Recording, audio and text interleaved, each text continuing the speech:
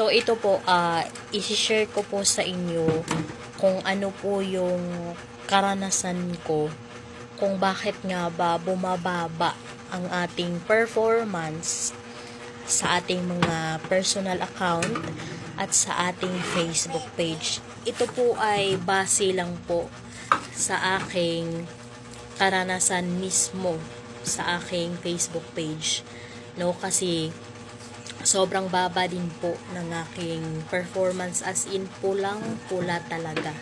Ito po yun. So, ayan po yung performance ko. Ayan. Sobrang baba po niya, 'di ba? As you can see po, namumula po talaga lahat yan nung una. So, nakita nyo po yung interaction ko, bumalik na po siya sa green, 'di ba? So, ito po yan, ikikwento ko po sa inyo.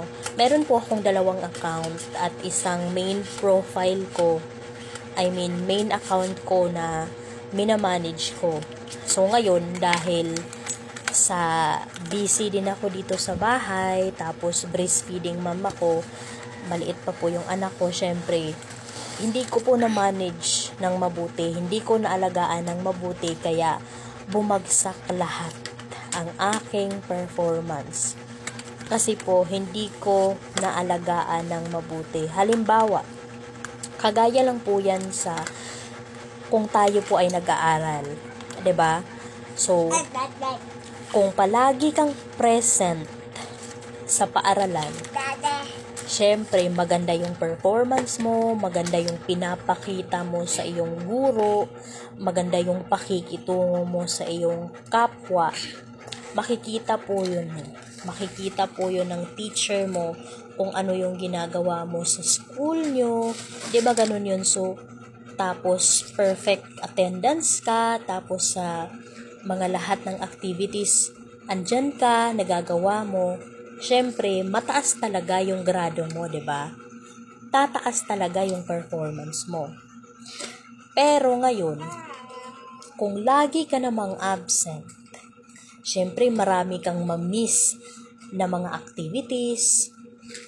Tapos, hindi mo nami-maintain ang grado mo. Syempre, babagsak talaga, bababa talaga ang iyong performance.